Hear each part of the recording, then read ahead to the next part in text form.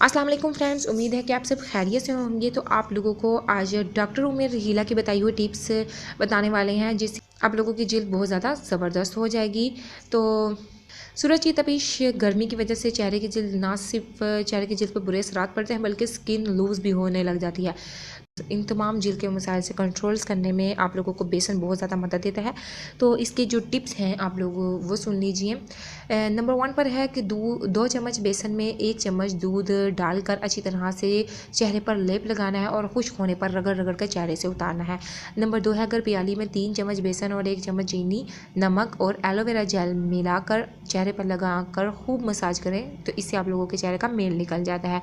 Number 3 पर है 2 चम्मच बेसन में 1 चम्मच शहद और 1 चम्मच दालचीनी पाउडर और 1 चम्मच नारियल का तेल और लेमन का रस शामिल कर कर पेस्ट बनाएं और चेहरे पर लगाएं। सूखने पर पानी से धो लें और अर्की गुलाब का स्प्रे करें। उसके बाद नंबर 4 ग्लिसरीन और पनीर बूटी। ये बूटी आप लोगों को बाज़ार किसी पंसारी शॉप से मिल जाएगी।